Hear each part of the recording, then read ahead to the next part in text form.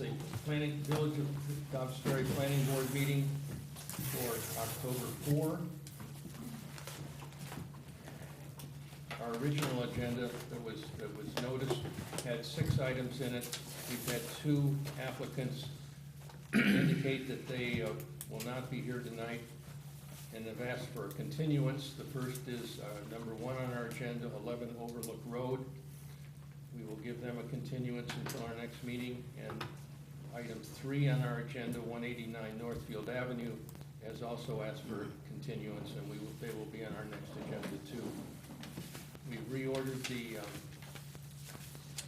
agenda slightly.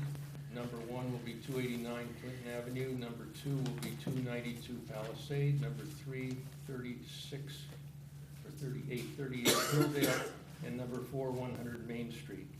And we have a couple of other things that we need to do as business items. We do not have minutes to approve, so if there's anybody here for 11 Overlook, or would like to be here from 11 Overlook. Sir? No. Might you be here for 11 Overlook? No, I'm here for 292. Well, Happy to see you. are you 11 Overlook? No, I'm 289 Clinton. Oh, number 1. Well, so, all right, 289 Clinton will be our first one. Good evening, everyone. I'm the homeowner, Mark Silberman from 289 Clinton, and we are applying for a re-subdivision with our neighbors, the Biles, from 9 Beachdale.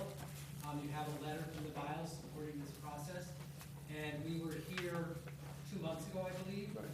and we received some instructions from Han Engineering. There were 5 items that they wanted us to complete before final approval. There were 3 minor changes to the survey which have been made, and the revised survey was presented to Han Engineering and approved by them. They also requested that we present the deeds for the exchange of the property to Darius Chapizada, who reviewed it and approved it. And we also had the plan reviewed by Ed Manley of the building department. So all 5 things on the checklist have been completed to the satisfaction of Ed Manley, Darius Chapizada, and Han Engineering. So I now have the final plat, which we are hoping to file with the county, but I do need some signatures, including the chairman of the planning board, to go ahead and complete this process. I think, Darius, Yes, I think we would need to approve this formally. yes, you'll need to open a public hearing, or if it's not open already, reopen it. See if there's any public comment, close it, then you could vote on the subdivision plan. I think all the engineering issues have been taken care of, or will be, and I have looked at the deeds, they seem fine. We just need to get, once they're filed with the clerk's office, to send us a copy. I will do that. Public hearing is open. All right, I move that we open the public hearing. Is there a second? All in favor? Okay. Is there anyone here that wishes to speak on this application? The Biles, my neighbors who are involved, said, they're actually at a wedding in Kansas, their son's getting married, so they said to please extend their approval, so, you have a letter from them. That's fine. I would move that we close the public hearing.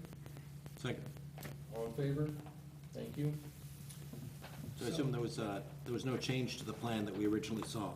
You're No just, change to the plan, just some of the fine details, like the engineering department wanted the north marker adjusted on the survey to match correctly, and so that was corrected. And there was also the original date that the new survey was prepared, as well as the revisions. They wanted that listed on the survey, and that was done. And they also wanted the survey marked final plat, because those words were not there. So just those 3 minor tweaks, and then it met the criteria of the engineering firm hired by the village.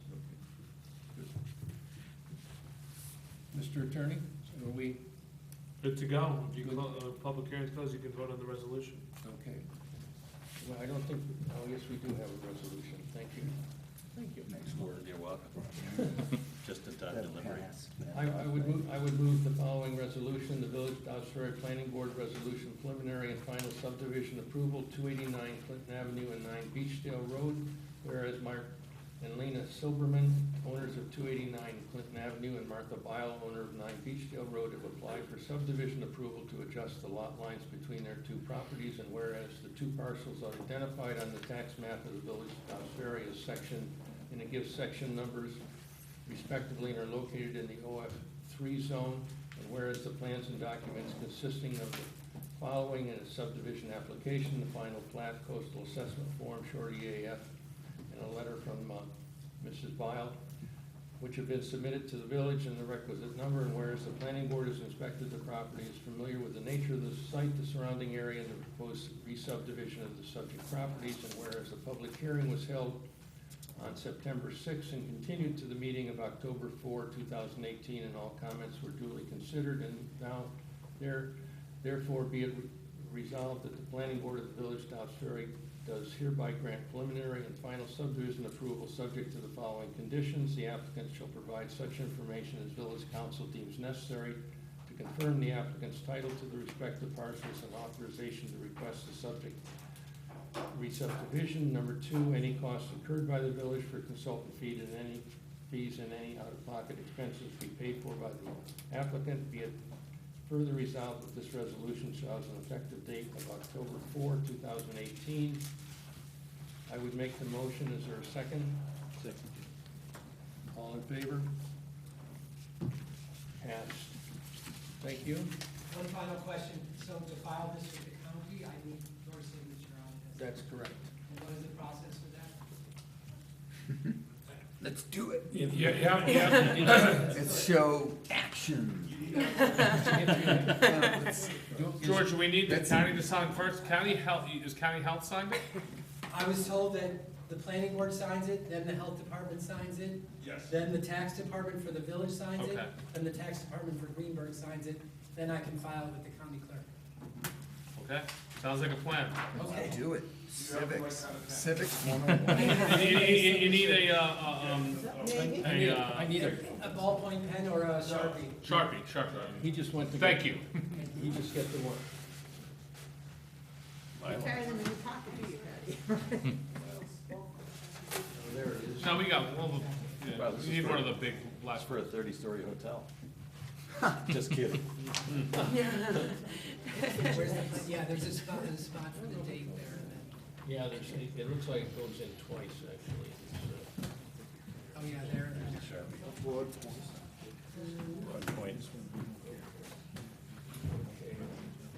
okay.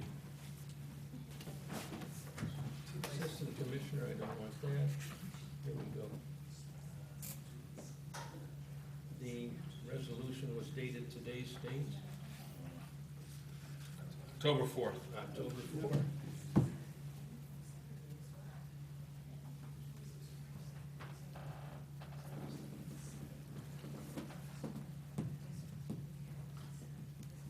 The deeds getting filed are important because in any future transfer or sale of the property with that map, everyone's gonna be confused. So make sure, a lot of times that slips through the crack, make sure. The deeds have to get filed with the survey. Yeah, otherwise it won't be, in years from now, you're not gonna sell it. Right. We're gonna come back here 20 years from now and say, we need this sign. Okay. Thank you. Thank you. Or 40 years.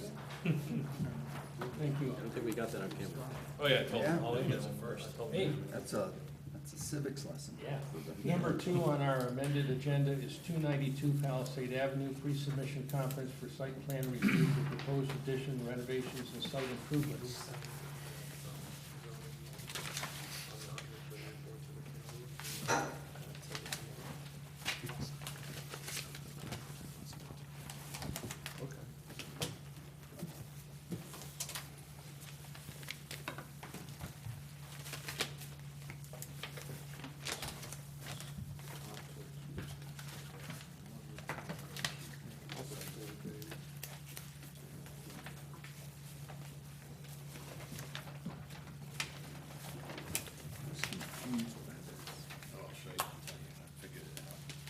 Really? Because addition and it's like existing structure. No, there's a big addition of that. So it's not killing the site. Yeah, no. Different. No, Yeah. Good evening. My name is Nick Collins, I'm the engineer for the engineers from project. Just a quick background, this project is located obviously 292 Palisade Avenue. It's a 0.45 acre lot with a two-story stucco dwelling obviously in the middle, driveway along the southern property boundary with the garage at the end. An existing patio does exist to the rear of the property, and the flat area that's shaded in, you can see right there, is already an existing mulch play area. Our client is looking to redo the front porch area, as well as construct a new patio in the rear yard with a decorative staircase that goes up to the new, previously existing. They're gonna redo this front porch, covered porch area, and construct a new patio in the rear, stairs that go, decorative stairs that go up to the play area at the top. To connect the front and the back, they're proposing a new walkway around the north side of the property. They're also proposing to level out a small area of the property in the, I guess that's the northeast corner. Yeah, northeast corner of the site, to put a vegetable garden, potential shed, in this area. In the front of the property, they're actually looking to do a little bit of a driveway turnout area, associated with, retaining walls with that. All the retaining walls are between 1.5 to 3.5 feet, so they do village codes. In regards to stormwater, what we're doing is putting a new catch basin in right here. This should catch the runoff from this entire area that comes down the hill. Will be directed to two subsurface sites of gravel units in the rear yard. The front area will be captured via a proposed 18 by 18 basin, which contains one single gravel unit in front. Both systems, system gases are appropriate, are sized for 25 years. That pretty much summarizes it all. There's a deer fence too, and putting in a deer fence. Anybody confused about that? Oh, yes. No, I mean, did I see that on the plan? It does say new fence on one of these sheets. Yes, there is a difference. So I'm talking about the silt fence. This heavy line here, that's silt fence and tree protection fence, that's temporary, but there is a proposed fence. And then you're adding to the second floor too, right? Yeah. We're at the, Could you speak to, ma'am? there's currently a small terrace on the back side of the house that we're adding onto as a closet. Can you introduce yourself? Just for the record. Christina Cohen, I'm the homeowner. Thank you. So I'm glad you're doing this. I mean, it's a property really needs some improvement. It's great. Just out of curiosity, the garage in back, is there an apartment over that garage? There's, yeah, there's an apartment above the garage house. Okay. I have to be honest, I'm confused about the scope of what we're supposed to look at. Because I understand all the site work, but then there's a whole series, which all look nice, I'm not criticizing it, I'm just trying to understand. There's a whole series of architectural drawings, elevations, framing plans, and so on. So I'm trying to, I just want to make sure I understand the scope of what it is you're, This is for all the site work. We have to get approval from you guys for site plan for all the site work on the outside. The architectural plans are really just for your information, so you can see what's they're doing, elevation wise, and how it's gonna look on the site. You're not increasing their footprint at all, so. No, Yeah. yeah. Yeah, so, Rob, what they're doing is, this is an open deck now, and they're just putting a roof over it. It's just like this little corner here. And it's way, it's within the, there's a new roof, there's a bunch of architectural things you're doing that are on the existing mass. it's right here, that little corner. And it's within the, Skyscraper. Say there's no additions out. Right, I got it. Can you describe this shed? 8-foot by 16-foot shed by others? It's gonna be just a 8-foot by 60-foot standard wood shed, storage for, your gardening supplies and everything you need to do your vegetable garden. So is this does this need to meet the accessory building requirements, Ed? Looks like you should sit back, but I can't tell. Yeah, so it's not indicated how far back it is from the property line and so forth. But this is a constructed thing with, I mean, I'm just trying to get a sense of what it is. Yes, 5 foot from the rear or side. Okay. 8 and 14, Javier? So minimum 5 Based off this, we do have that. is allowed. We have to add that. Are there dimensions? I'm not seeing on this plan We're dimensions. seeing it on plan, On the SP site, 100. site plan, Oh. SP 100, What feet? All right, It was labeled on a separate plan that was submitted. okay, We can add that information on our plan as well, that's not an issue. Okay. Just to keep that consistent. But it is identical, there are, it's identical plans. okay. So Ed, any requirements on what that is, or, I mean, there's a height requirement, maximum of like 20 feet or something like that. I Okay. checked that out, but, as far as the site plan, he's got the setbacks okay, more than that, more than That's, enough. it's definitely not, it's just a standard shed. okay.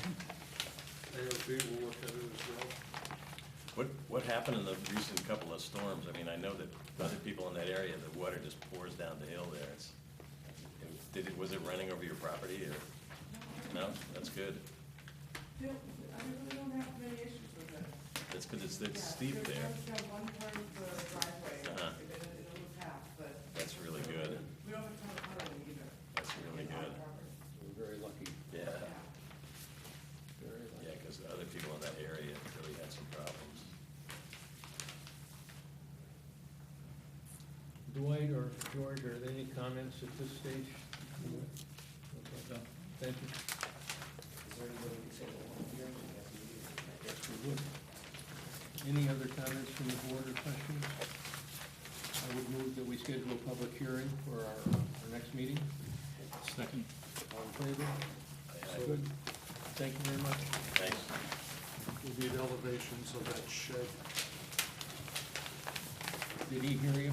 You hear that, you need elevations for the shed? I read that, I got one corner where. Elevations There's only one for the corner. shed. It'd be all the two.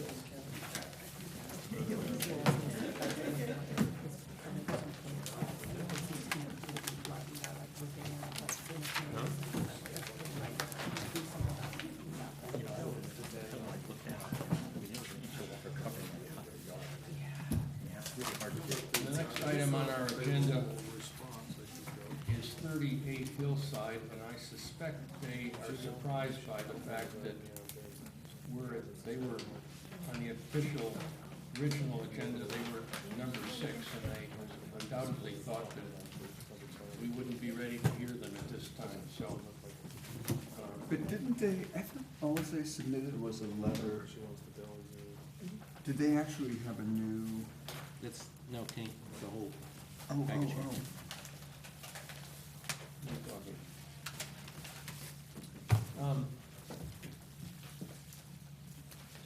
The next and last item on our agenda, other Sorry, I than was thinking. the one I just mentioned, is 100 Main Street.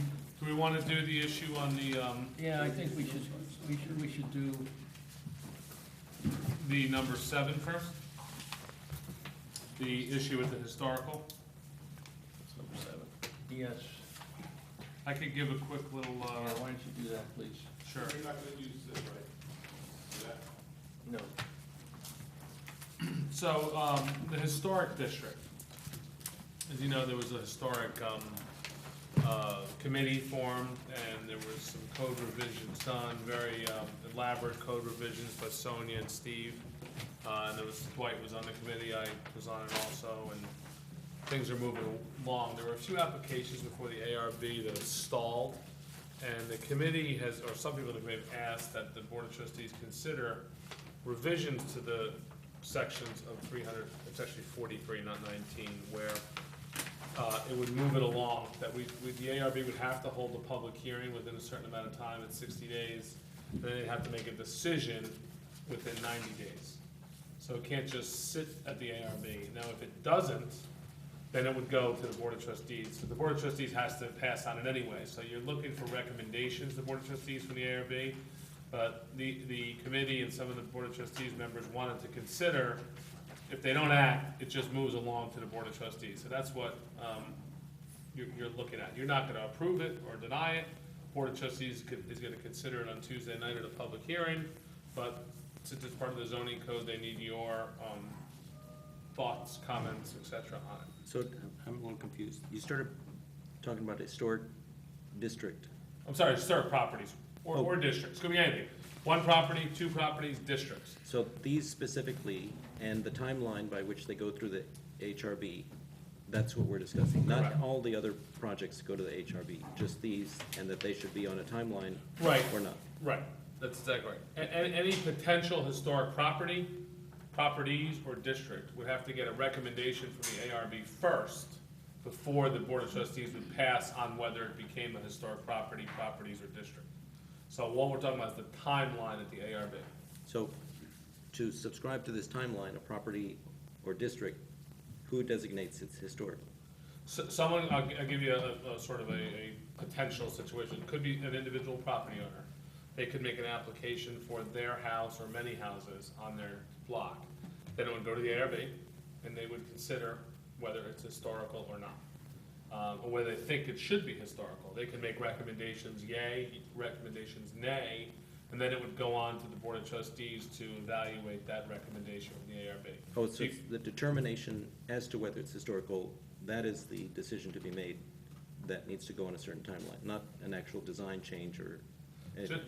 No, not the last part, just the recommendation up to the, sort of designate something historical or not, right? It's not going through the details of a particular property, just for the property or the district or many properties. And can you, sorry, Does having a timeline set a precedent? Are other boards under timelines for certain? There are some state law timelines for subdivision review, for variance review. We do allow, if everyone's in sync, the applicant and the board is on sync, you can extend the timeline. The ARB does have a timeline now to make a decision on its regular applications also. So it's 45 days, so it's not, there is precedent for it in our code and in state law. I think it's probably a good thing because it moves the project, the potential for the historical property or zone to be considered.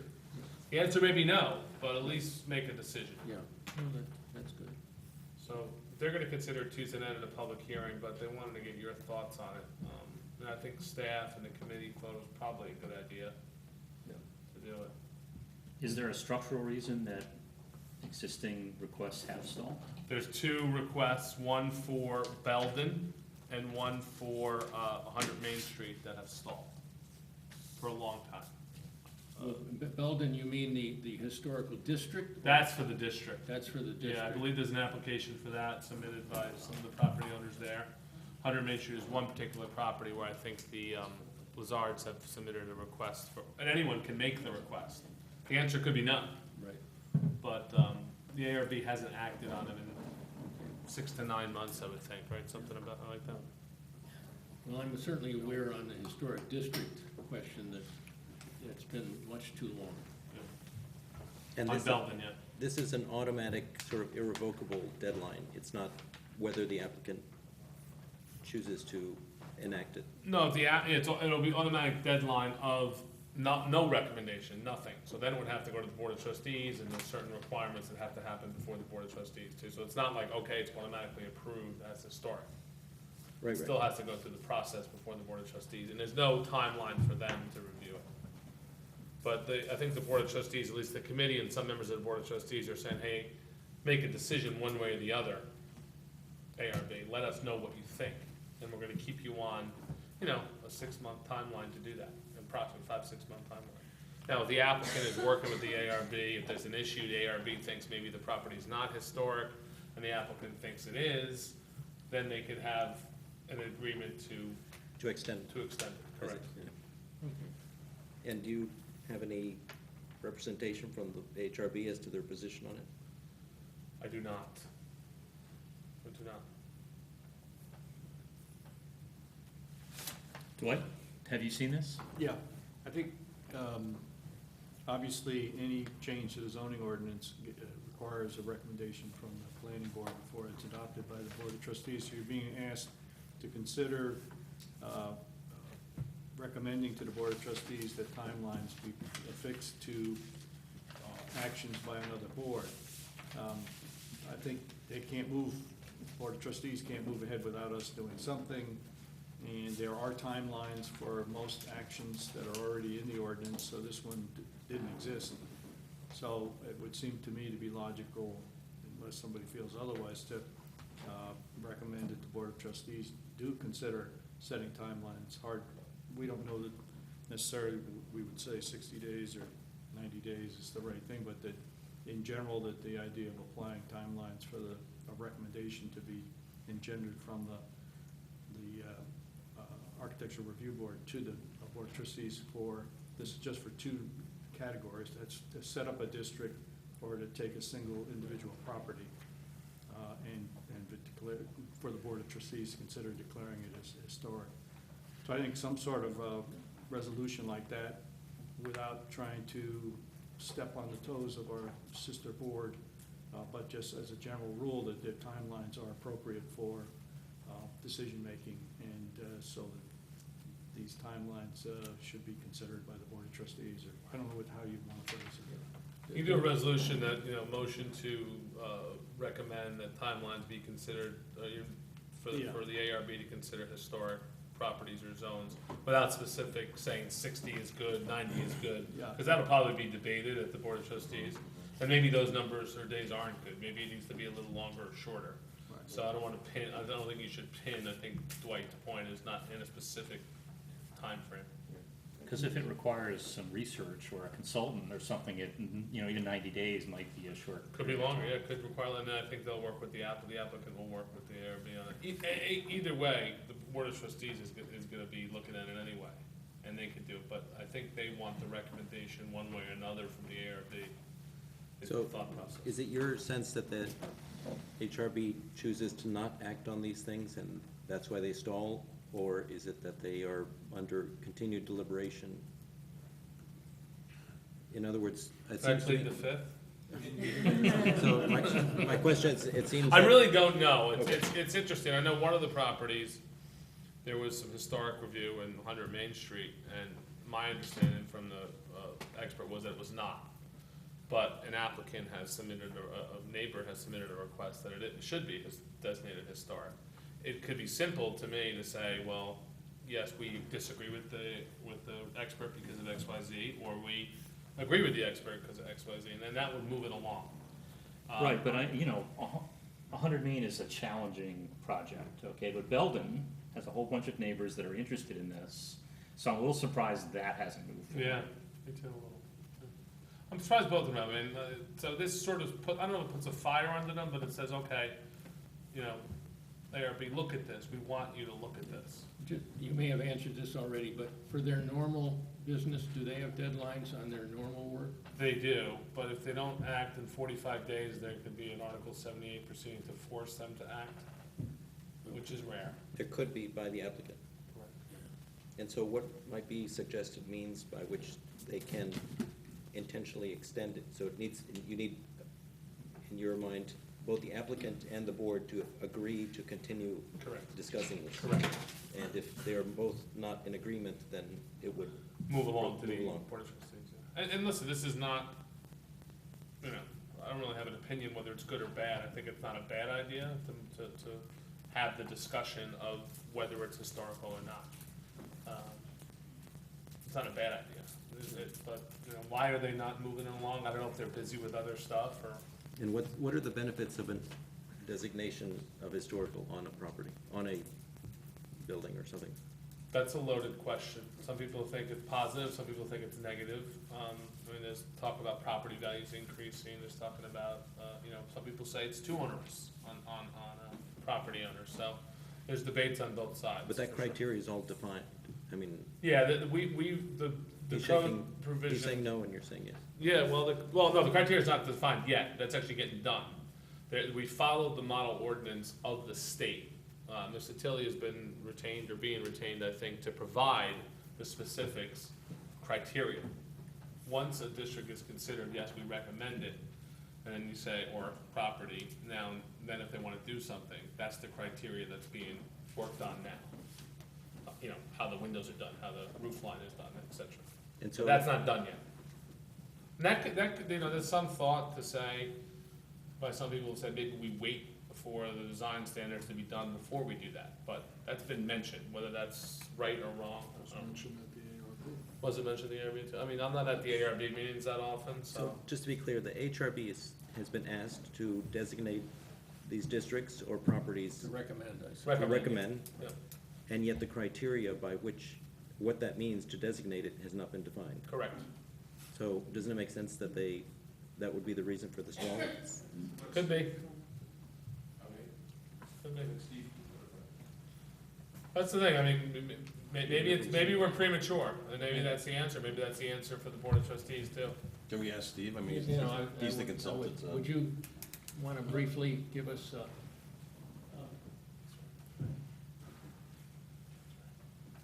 Steve Tilley, 20 Golden Street, I should be somewhere starting with the guidelines, or continuing with the guidelines, but,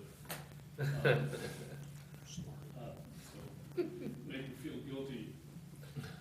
But I think this is a case of the perfect being the enemy of the good, in the case of, it's really the Belden district that's been the issue, and I think, and I really don't want to represent the thinking of, you know, the chairman, although I've had a number of discussions with him about it, that he's trying to craft something that's perfect, and also in the midst of an extremely busy schedule, and so it's really been one of those things, just for one reason or another, has gotten, just taken an inordinately long amount of time. It's not because of it's not because of, you know, philosophical opposition or a lot of controversy at the board. It's really sitting in the chairman's domain and a lot of other demands, so. isn't it fair to say that's very different than an individual property being, I mean, as I recall, unless I'm misunderstanding, he's working on the definition for the establishment of the district. He's working on just whether to making a recommendation. The criteria for establishing a district are pretty well established. The guidelines that I'm doing are the guidelines that would be reviewed for an individual application, so the establishment of the district is not dependent on the guidelines. It's really, the guidelines have to do with how you handle roof systems, how you handle solar panels, how you know, what are the recommended procedures for dealing with substitute materials when you're doing siding, you know, like AZAC or hardy board, or, you know, kind of those kind of issues. And so that, you know, the model law and the law that Darius crafted, you know, gives the Board of Trustees pretty good guidance about, you know, how to do it and what the rules are, and the you know, the financial hardship provisions that apply, and so on. So which is it that's causing the problem? Is it an individual house or is it the district? No, it's really district, right, it's not anything else, it's really. Right. So that, And that's just been, that was the first thing that was on the agenda, a lot of homework and a lot of things to look at, and just really scheduling issues. I mean, it's fairly unique. I mean, more likely, I mean, there hopefully will be other districts established over time, but there'll also be perhaps more individual units, which would be a lot simpler. Yeah, I mean, we have a number of, already a number of National Register properties that are already designated, which probably would be local landmarks as well, but, you know, and there will be an Aqueduct Historic District that is, Right. is an application in process that hasn't been filed, there's homework being done. Thank you. No, Council. I mean, I guess, we were just talking, Ed and I guess some of the conversations that have had that is the cart coming before the horse? Let's say, you say, okay, let's make Belden a residential historic district. And then someone would wanna come in Yeah, and do some work, and then they say, wait, we gotta wait for the guidelines to be passed, what do I do? I'm sort of between a rock and a hard place there. I can't do anything because there's no guidelines, so. Yeah. That may be the argument, I'm not really sure exactly, I haven't talked to Michael or the ARB specifically about it. But I mean, the recommendation could be, hold off, too, board, it's early. yeah. Have it a time schedule and get them more help. You know, Get to- the ARB more help? Yeah, more help to Yeah. finish the guidelines. Yeah, well, I think. Oh, no, Steve's doing it. They're not doing it. Steve needs some help. He's no, there's just, I know that, because I've been in meetings where it's been referred to the AHRB for recommendation, and the chairman was to write paper, which has not been, and I would think that's the target of this.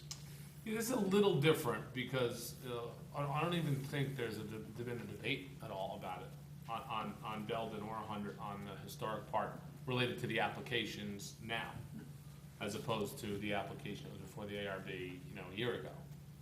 There really hasn't even started the debate. In the I don't want to speak for Michael, and I know Ed's at some of the meetings, but maybe they're saying, hey, hold off, because I think, Javier, your point was, we don't have the guidelines yet for the design. Why are you considering even making anything a district or a property historical? We don't even know what the guidelines are. Can we That ask, could be a thought. can we ask for clarification from the AHRB on their thoughts? I mean, it seems like it's gonna affect them, we should get their input before we make a recommendation. Could they do the guidelines on a sort of ad hoc process, so do guidelines for Belden specifically? Well, I think right And then now do the thought is to guidelines follow for Secretary of 100 State guidelines, I 100 think. Main specifically, and then as Secretary of Interior, excuse me. as properties come up, as applications, they develop the guidelines for it.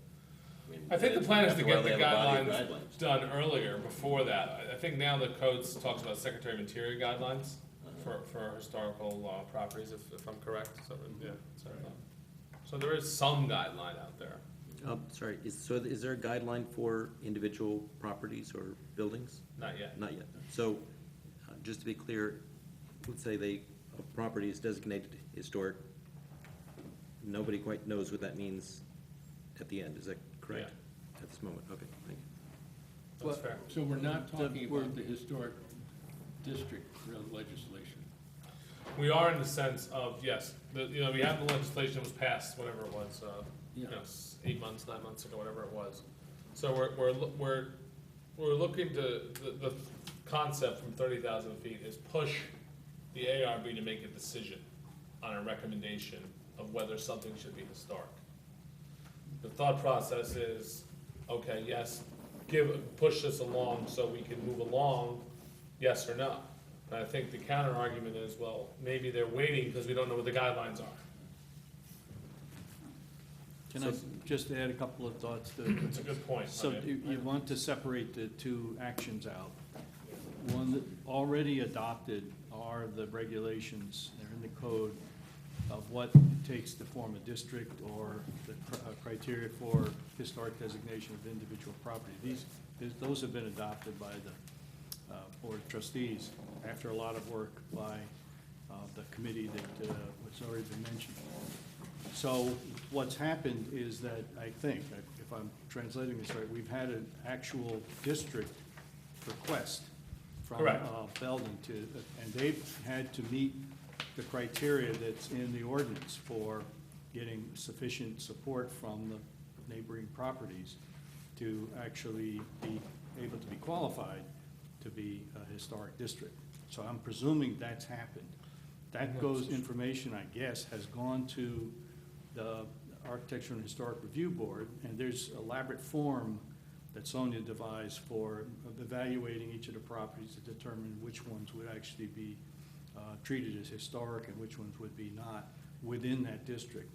And I guess that work has been done and is sitting before the Architecture and Historic Review Board to make a recommendation to the Board of Trustees to actually declare it a district.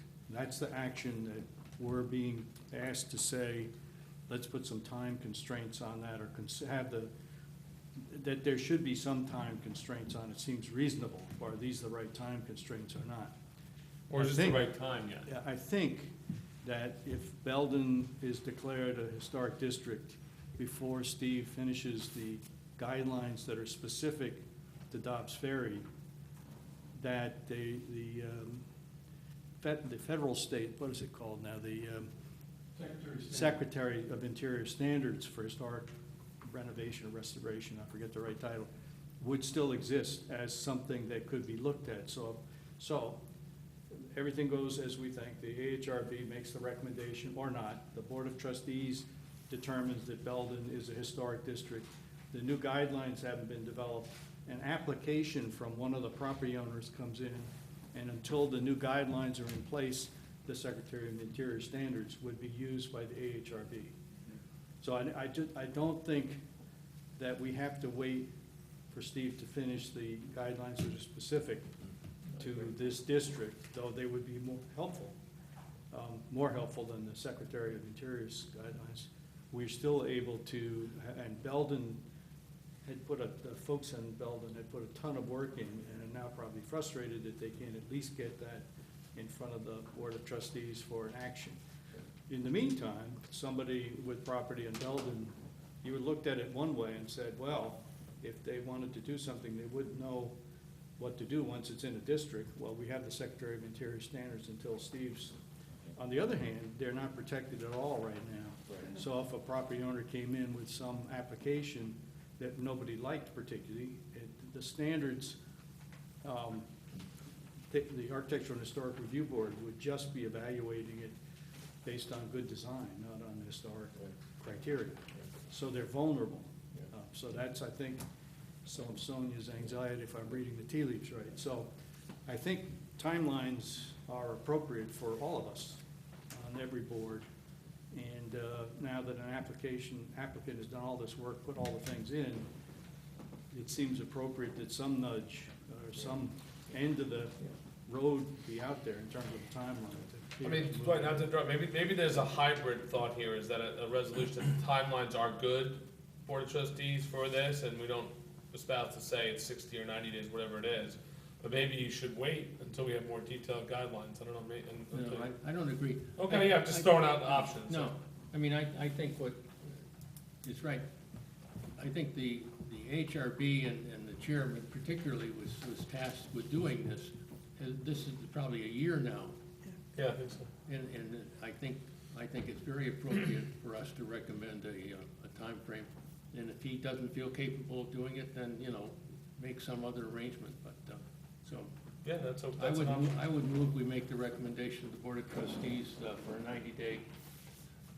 There's two timelines, a 60 and then to hold the public hearing and then So that. is it fair to say that the district should be a much longer timeline than a property? It's the same I mean, we're saying, process. We want to set up the district first. right, but it just seems to me that a district is a much more involved affair that it would take several months. No, it's all done. All right?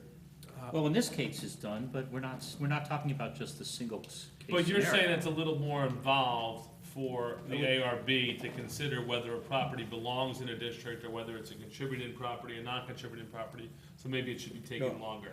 I'm saying a district seems to me a much more, Yeah. We're- so let's say, whatever, say 5-6 months for a district and the 69, anyway, so that's a thought. It just seems, There is one word in there that's key in the legislation. It says a complete application has been received by the AHRB. Then the time starts clicking off. So if a district is providing information in piecemeal fashion or something like that, it's not complete. I think in a way, though, so that's something to think about. I think in the way you might be right anyway, Javier, because if you're looking at one property and the evaluation, in a way, when these district forms were filled out for each of the properties on Belden that's to be affected, I think they should take a look at those, so they're numerous. So I think adding in that it may be that a district, an application for district requires a bit more time than just an individual property. I don't think that's unreasonable to add in a recommendation from the planning board to. In this case, though, the 90 days started about a year ago, That's the trouble. so. we're only dealing, so we don't know how these would apply. how this would apply to the existing applications. The clock starts, They, right, yeah, I they're, think we would start it, yeah. okay. But how did that 60 and 90 days come about? Do we know what best practices are out there in the rest of the world? I put it out there for discussion purposes. But didn't you say that the trustees will probably decide on the time? They'll discuss it Tuesday night, Yeah, so or, you know, maybe, we'll open the public hearing, probably may adjourn So it. if we say 60, 90 days, they might, the public may have a different opinion, and Yeah, the trustees may have a different opinion. I sort of put them as sort of placeholders. That seemed reasonable, but it could be unreasonable too. I mean, I'm willing to support a time limit, but I don't want to specify, I'm not comfortable specifying arbitrarily what that time limit should be. Obviously, in this case, it seems like it's been long enough, but going forward, maybe 6 months is a reasonable number. We just don't know. I don't know. Yeah. Well, that's true. I mean, I think there's a difference between the current situation and other future ones. but I think the public can inform, during the trustees meeting, they'll, you know, they can help inform that, I hope. Yeah, absolutely. Great, should So we, we just say timelines are good?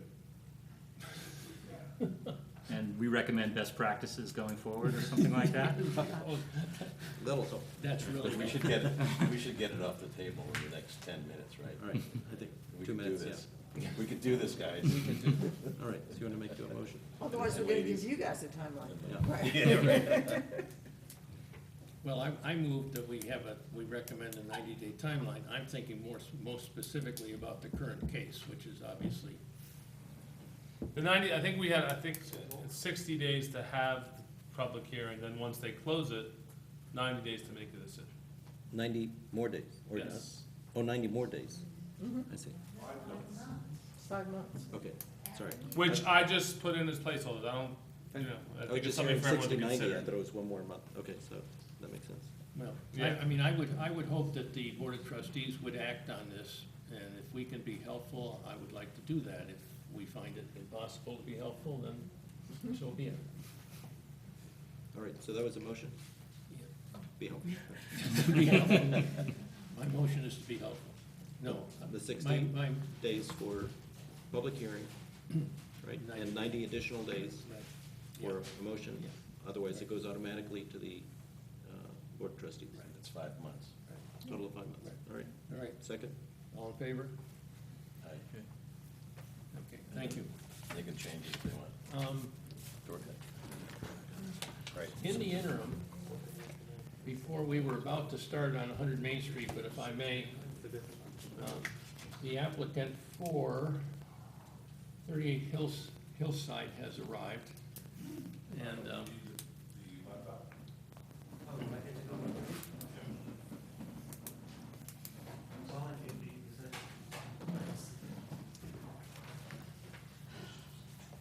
Which one is this? 38 Hillside Road. Oh, this is Miles?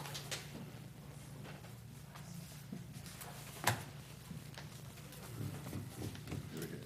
Come on, look at the diagrams. Pretty straightforward. Do you know what this property looks like? You know, I It's run really by interesting. all the time. It's really tight. It's really there. Rob, Yes, there. this is from here last time. No. this is the garage, and you hardly even notice when I'm walking around. So It's moving it back. Yeah, this is pretty significant. Trees are I am not being the architect for this project, for the engineer Sazzolini.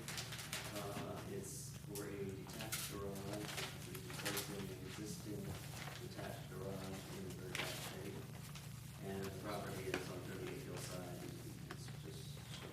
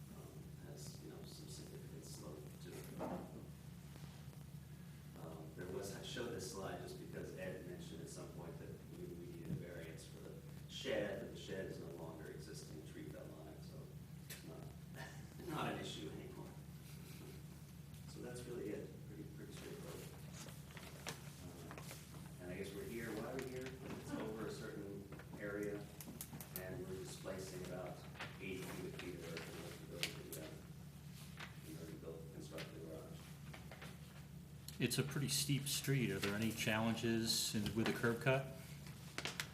Well, like I said, we pushed it back enough so that we can negotiate the slope of the garage. We actually analyzed it pretty carefully with the, on site, so we're at that, we're gonna be pretty level for one of the spaces on the east side, and the west side, where the slope to it. But it'll work. And the big retaining wall on the side of the garage, that'll be, There are, there's some retaining walls, you have the survey of site plan, right? The retaining walls, there's, not unusual, kind of straddle the property line.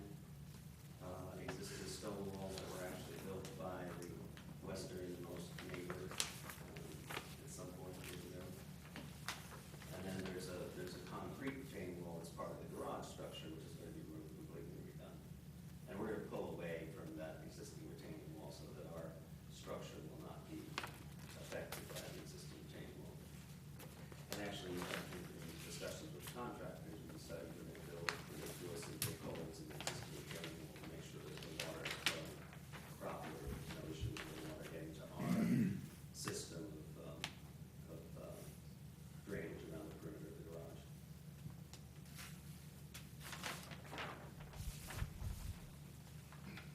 No, it seems pretty straightforward. Yeah, I mean, my question was gonna be, again, water going through the property, I guess, it seems to be increasing.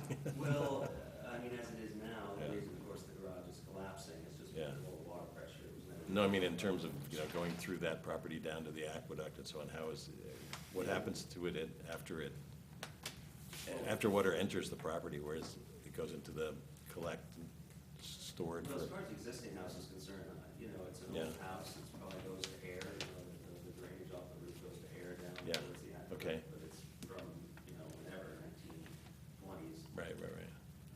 As far as this garage is concerned, we're bringing some retention, infiltrated tanks to deal with the water in the garage.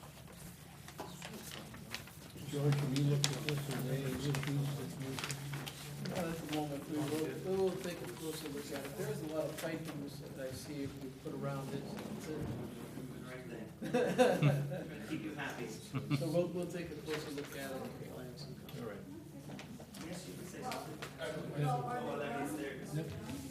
No, if you, no. Yeah, This is the time, if you're gonna say something, come up and, Speak your mind. It's pretty much forever hold your increase the mission. Yeah. I'm the homeowner, I just, when you say we'll look at it, what are you looking at? Why couldn't you have already looked at it? That's why we presented it. Well, it's pre-submission, so usually in the I don't pre-submission. understand, that's me being, I was misunderstood, I didn't realize there was a second potential or future meetings here. And we went to the zoning board, that was done, approved, went to the architectural review board, done, approved. We didn't have to go back the second time for that. Oh, okay. And so I take it we're going to have to come back.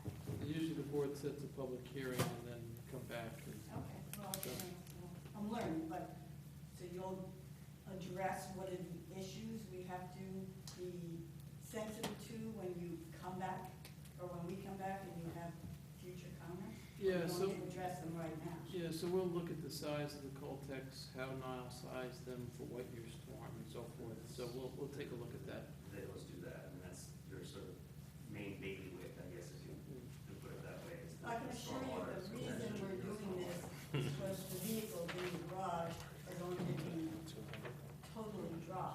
Now, that's the purpose, creating this enclosure, which is just another garage that will just be dry. So, I think Niall was addressing it because he's a plumber, so he's addressed it with him. He knows exactly what he wants. So I'm just curious, why don't you tell us now, your thoughts on that subject? Like I said, the sizing of the Coltex, we just received this plan, so we'll take a closer look at it, and we'll make sure the size, the pipes are the right size. They drain to an appropriate location, So we'll take a look at it. We'll give you some. So when we come back the next time, whenever that might be, this is delaying this process, but will we have a definitive answer from this board?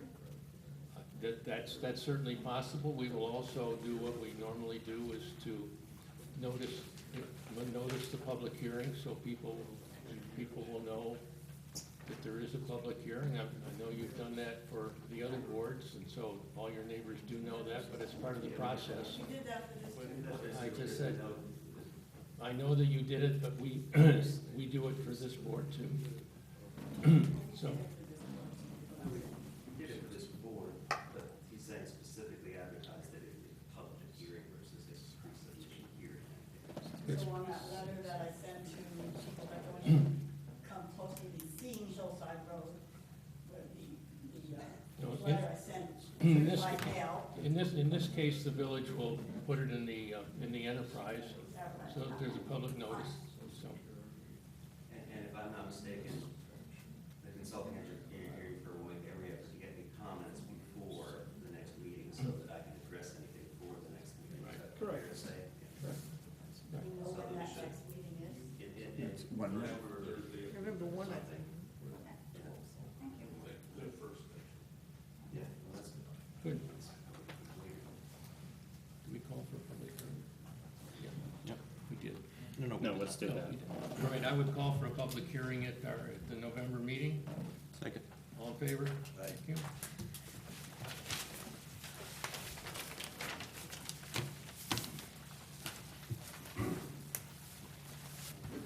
Thank you. Nope. Yes, please. The last item on our agenda is 100 Main Street. Is there anyone here to represent? All right, let's go.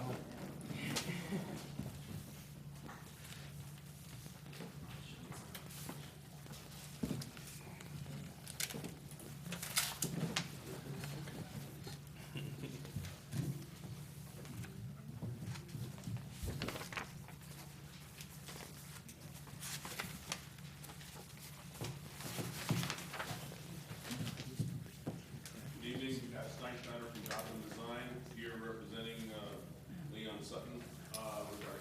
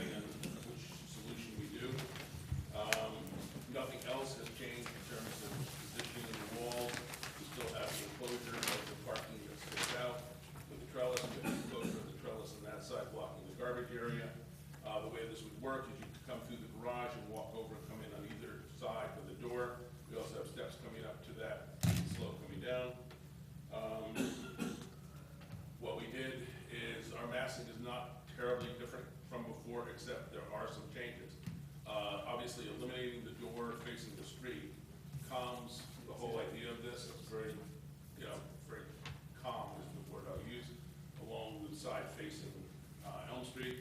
One of the concerns expressed last time was that as the addition on the back of the building, it had a feeling that it was located somewhat close to Main Street, as opposed to looking like it was on a side street, even though this is one property which fronts on Main Street.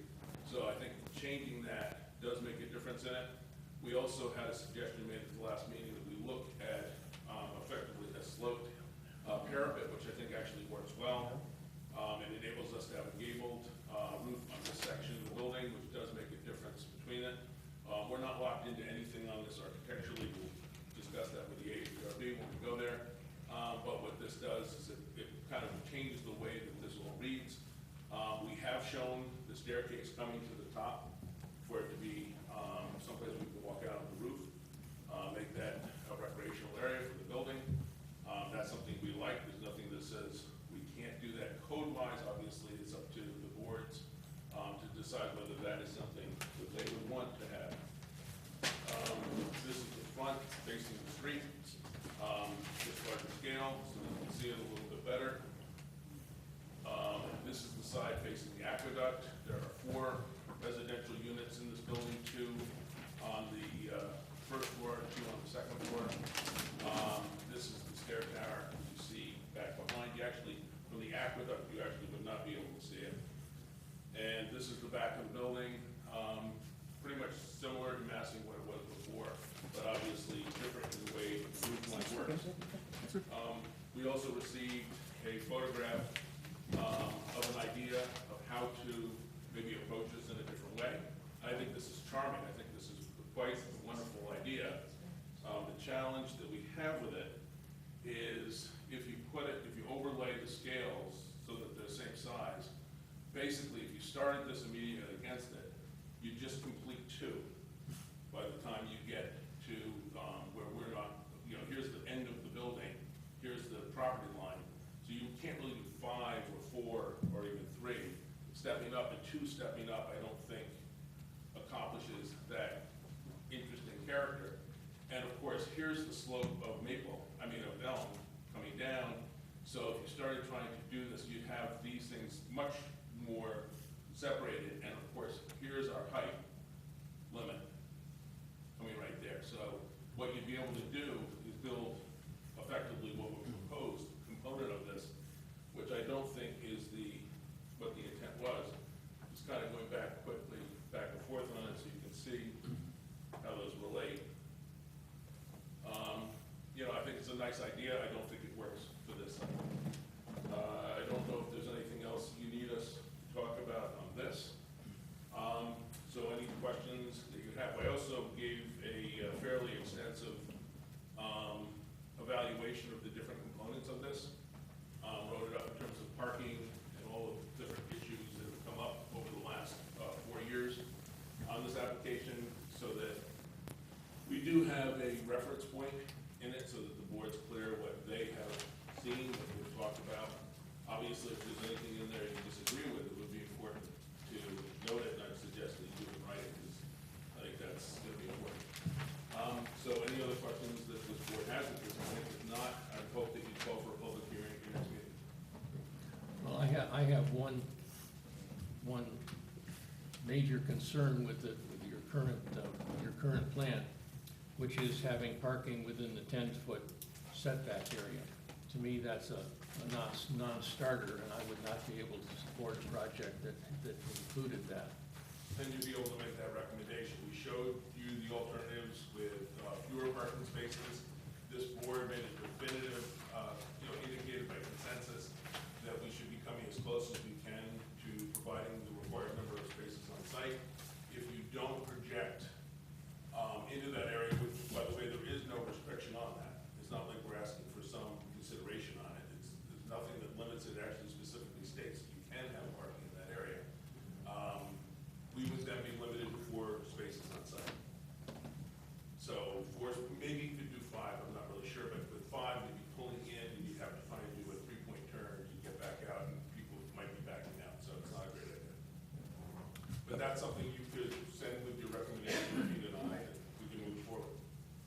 Well, this has been my feeling all along, and we received and I think I acknowledged earlier, a letter this week dated October 3 from the New York Parks Recreation Department, signed by Stephen Hoax, who's a historic site manager, who makes a very strong case against having anything within that 10-foot setback area.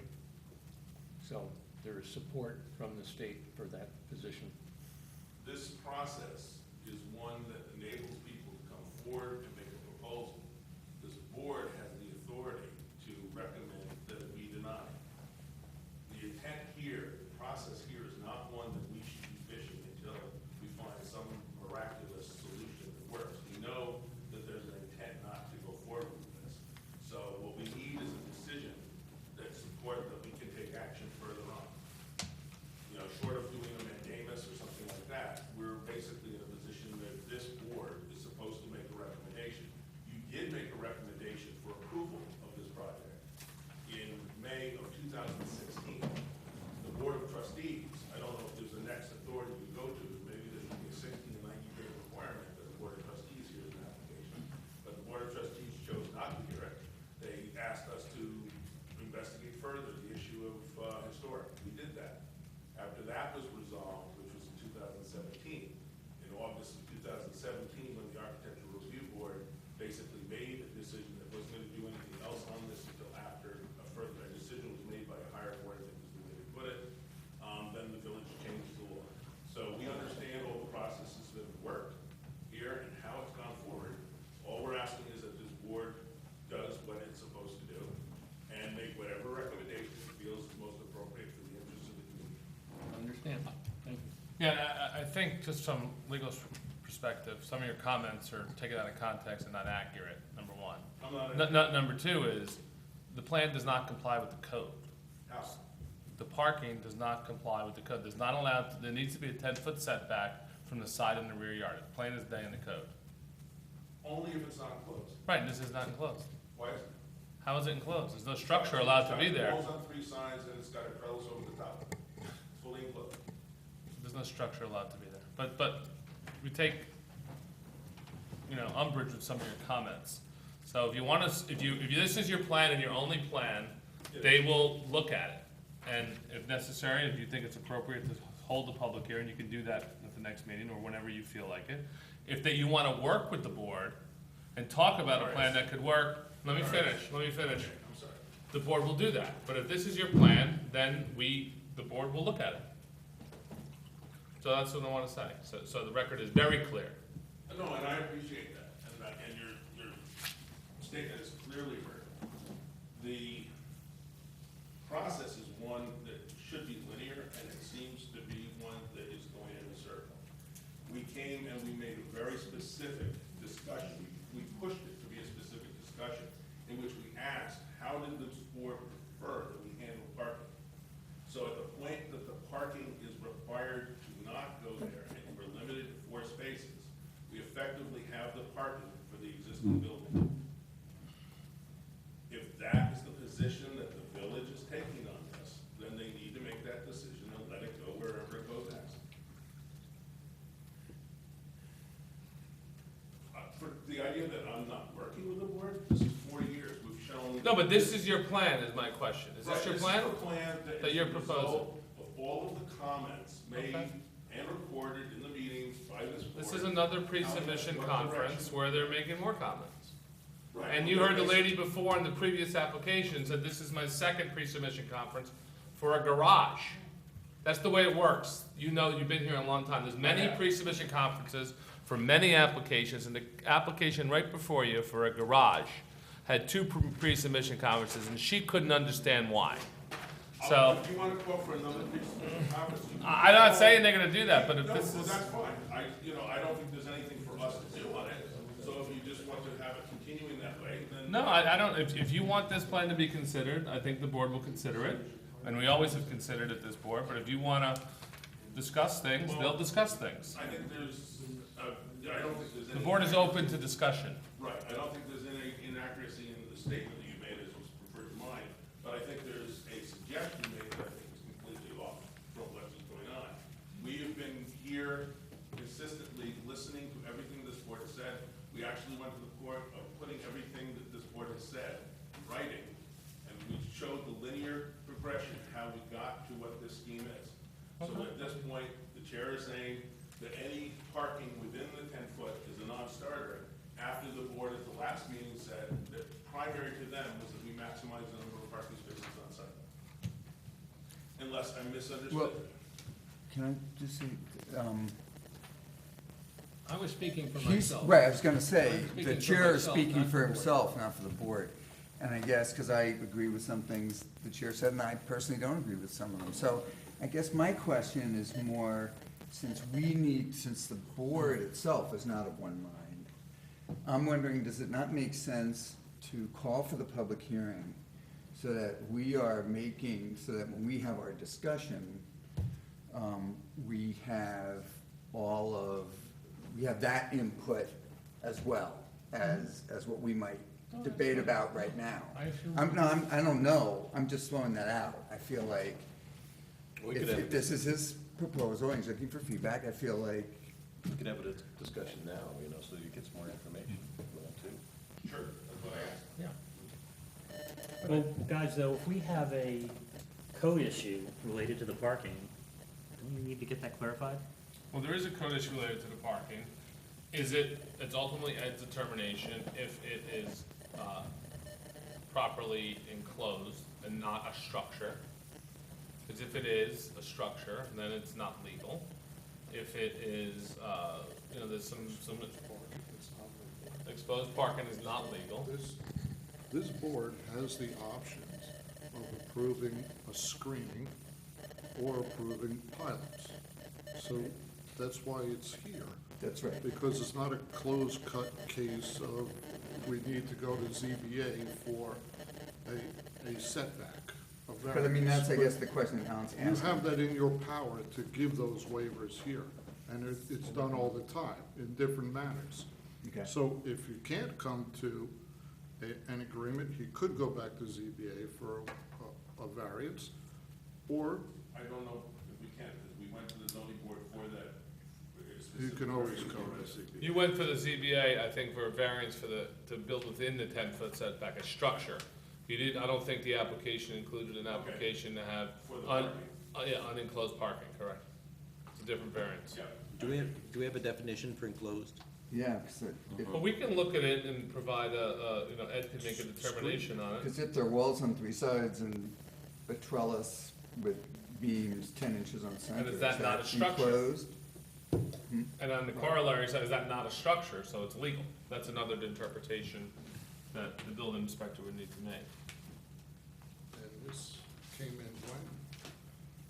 A little late, September 26th? yeah. So you could schedule the public hearing and not have it if he finds it illegal, or you do have those powers also under the waiver provisions to waive that, or not have any parking there and recommend pileups. There's different things you can do. So I don't think you're necessarily precluded from holding the public hearing. Your recommendation could be, we don't recommend you do that, we think it's, et cetera. So, you can do that. Yeah.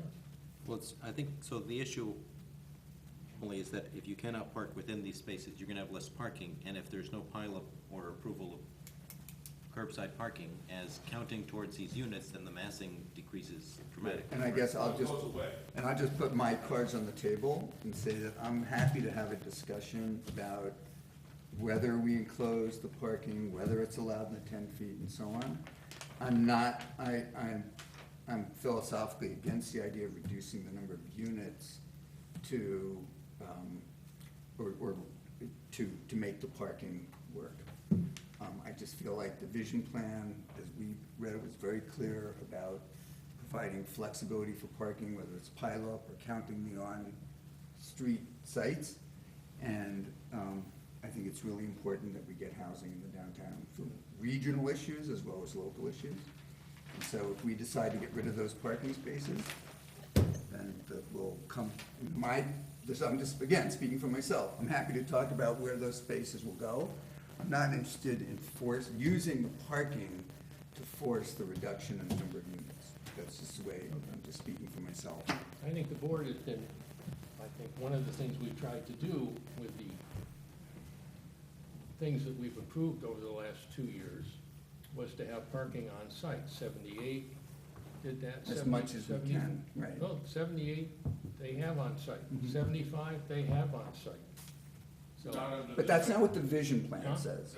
Two problems with that. First, they actually don't, because there were also curbside and pile-ups done for a couple of two of those three projects. That 66 didn't have this. no, 60, I didn't mention 60, I didn't mention 66. 78 and 75. 75 and 78. 78 has 8 units, plus retail on the ground floor. Mhm. How many parking spaces do they have? 8. 9. I think they have 9. So I think they were granted a curbside. We'll have to look at the, Right. the Or resolution. or the one per unit, which had been the standard. Right. I'm just saying the vision That was plan the is very second. clear. Okay. That, and as far as I know, pileups and other options still exist in the code, is that They do. right? Yep. They do. They do. So I'm standing on that. People may not agree and so on, but that is, the documents at the moment support the notion of parking flexibility, which I think is essential for a vibrant downtown, from my experience here and everywhere else in the region. And the other thing, Steve, is that the code has changed. So we're complying with the new code. The old code was very different in terms of how many we would need. The old code of, what, a year ago, or what, not a few In months ago? August of last year. But wait a minute, this code, just from this last March, has reinforced the fact Oh, that's right, it actually changed that in it, April. that you, Yeah, and so that's, April that's was what's when the code persuading me, changed. is really you need to stay 10 feet away from the aqueduct, because this is the first test, Oh, I think- test of this code from No, I'm talking March. about He- He's talking about Parking. the number of parking, so Yeah. prior The to, Parking used to be, a couple of different things were changed. One was it used to be one space per unit. Right, and that's In this case, 1.25, right. The other thing that changed, well, now what was added is 0.25 for the veterans, and the issue of whether you're rounding up or down. It used to be rounding down, now it's rounding up. So the number, and there's also the issue that the parking that is there is not, the people who live there are not entitled to those parking spaces. That, if you go back and look at the zoning variance that was granted back, I think it was in 2008 or 2009, it was specifically clear that that was not to be used for parking for the residents. It Yeah, was only to be used. thank you for writing that 11-page document, which I read. I did actually read it. Yeah, we all read it. Thanks. So I think it's important to have a clear record. So we don't have parking now for the 2 apartments. The code has a specific provision in it that says those are not required to have parking. At which point we have 4 units. And 4 units would have been 4 parking spaces before. Now, 4 units would be 6 parking spaces. We're providing 8, because it was very clear with this board that we should be accommodating the needs of the other 2 units as well. In fact, with the 4 units, we would need the 8 plus a curbside or a plow. The math comes out to 9 units. I think, I think there's 2 of us who say that parking closer than 10 feet to the aqueduct is probably a non-starter. One maybe, and the other 2, I don't know, but, I don't support parking within the 10 feet either. so you'll have to deal Well, with. but you're not making the decision. No, it's a recommendation, but you'll have to look at pileups, I think. Well, which we've done, don't forget my initial proposal here had no parking on site. And in my personal belief, which, Rob and I, while we might be sitting in 2 totally different locations at this moment, with him there and me down here, in other worlds, we actually share a lot of the same ideas. I think it's ridiculous that we have moved in the direction we've moved. 43 Cedar Street should not have parking integral to the building. They should be adding the parking over the lot behind here, and we should not be doing curb cuts across sidewalks and providing parking on those streets. But that's a personal belief. I have no say, I have no authority, so that's the job that you guys do. Well, you can come to the public hearing then. Yeah, but I would not tend to speak negatively about something. Never happened. so I think for me, we have an extenuating condition here, which is that this aqueduct wall must be exposed. It's really not, you know, it's bordering on the thing, he cannot fill that space, presumably, right? So, Well, no, there's nothing with the aqueduct that precludes us from filling that space. We could build a foundation and backfill against that. We have agreed, we have gone on record saying we are willing to not only expose that wall, we're willing to cooperate with the aqueduct in the restoration of that wall, and the repair and make it a wall that's visible. It is part of the aqueduct, it's part of the historic structure, so you'd be able to see it. That seems like a nice idea. so in the alternate, it's not parking. You build a retaining wall, you fill it with soil, and you have a 10-foot stretch of lawn. I mean, I'm just Well, you wondering. have a 10-foot wide space that's 7 foot deep. You're not gonna really have lawn. You might wanna, maybe there's something, you know, there's landscaping that works with You could have a court or something. So that's the question, is what is the alternate in this particular site? You know, as opposed to other things. What do you do in this space? Well, 2 meetings ago, we asked that question. Correct. We showed you some drawings that show different uses, different ways of handling that. We talked about it being a small courtyard, we talked about it being trellis, we talked about it being a green roof. We even talked about having 4 spaces and having it filled in and being landscaped. So we kind of hit all of the different possibilities of what it could be, and said that we're willing to do any of those that this board would prefer. So it's one of the concerns I have when people say, make it sound as though we're not willing to make an effort. We've said, tell us what direction you'd like us to go, and then we'll go in that direction. Other than the one that seems to be, I think, the underlying one, which is that nothing can happen on the site, and it just go away. And, you know, that's just not gonna happen. Patty, the one thing we need for the record is, do you have this on a drive for us? Yeah, Mr. President, can you give it to us today? sure. Could you reduce the units to be 1 bedrooms and then have it fit the requirements of having 4 spots instead of having them No, be you'd 2 still, bedrooms? at that point, you still have 7 spots now. Thank you. You still need 7 spots? Yeah.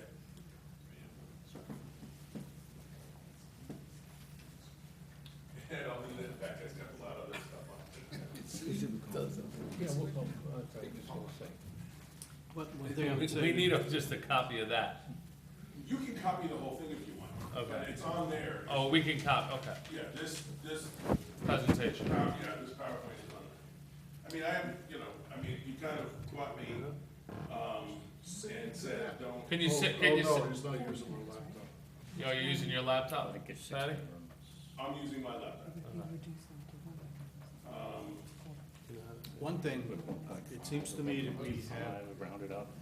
many different opinions from the members of the board. And we've seen many different iterations of proposals for this. The one advantage we have at this moment is the applicant has one specific project that's been proposed. We had alternates that we had to look at before, and then there's alternate design, things that I think the applicant with good intentions, I'm sure, was presenting to us, but that made it difficult to say, set a public hearing on what? There were so many different iterations, so we now have one. So you and I think, and then there's people in the audience that are here because they're interested in this project. So it seems to me that setting a public hearing for the specific application we had is a way to get some, different ideas and different issues or the same issues from people here so that we can evaluate those and see if that is a way to, when we take that information in, some of it may be new information that can help us with our decision-making. This is the most split, I think I've seen the board, or my sense is this may be the most split that I've seen the board on trying to deal with the project. The other piece of idea that I had was there, in the end, I think design, and I'll be a broken record on this, is the most important thing, good design. All the other characteristics of zoning and basic meeting different criteria in terms of parking, that's a zoning issue too, I guess. All those things are less important than good design. So it seemed like that we might be beneficial to have AHRB input, even in advance of the public hearing, if it could be arranged. It just seems to me like there's there's issues of design here that we may not like. It'd be good to hear them speak on it, and then also good to get public input. But as I'd say, the only real advantage we've got now is that there's one project in front of you. The applicant has said, I guess he's prepared for an up and down vote on that. We therefore are in a position to set a public hearing, and we're in a position to get AHRB input, even though there's some level of design work, I'm sure, still to be done, but still, it's good at an early stage to get their input, have a public hearing, and then see if we're in a position. The last thing I'd say was, it keeps coming back that we recommended approval of the prior design. I took the time to fish out our resolution and noted that we did not recommend approval of the projects before us. We got to a certain point and said that, recommended that if the Board of Trustees wanted to approve the project, here is some conditions that we thought were needed. Actually, Dwight, that was the first one. That was the recommendation that was made in December of That's right. 2015. Yeah. In May of 2016, we came back, and this board made a definitive recommendation to approve. Well, that earlier resolution, I think, is a format that may serve us. If we cannot come to consensus as a board, we still may be able to move a recommendation forward to the Board of Trustees without the consensus, but note the issues that we think need to be addressed. So I don't know if we're gonna get to that point. I think I'm a little premature now that I think about it and bring that up, but basically, I would recommend that we're at a point where let's get the public input. Let's see if we can get some AHRB input. Yeah, I think that was the intent for this evening, was to call for a public hearing at our next meeting, I think. But I guess Dwight's raised the point, which is, I mean, I do think this is, I know it hasn't always worked out. I think it's actually good for the AHRB and the planning board actually to jointly meet. So I guess the question is, can we work that out? I guess, how many meetings do they have between now and? They have one meeting before your next, but Michael was interested in having a joint work session. The letter that I submitted includes that information.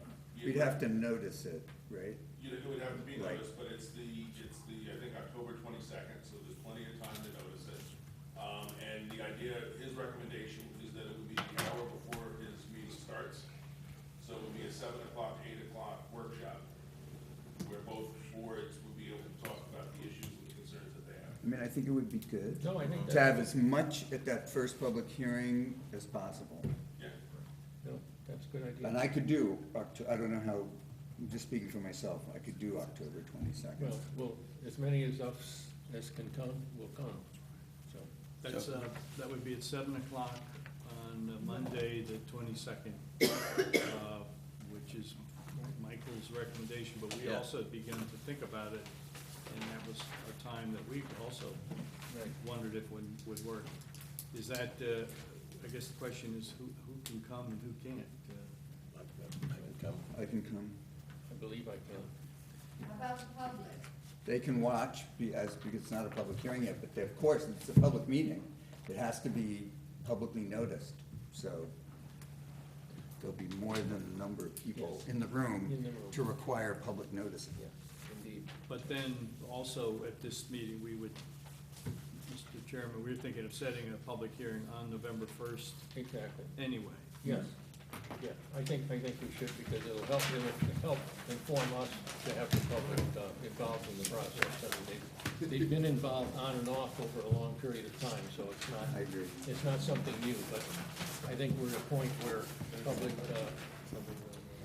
would be helpful, so I would move that we have a public hearing at our next meeting on this. Is there a second? All in favor? Thank you.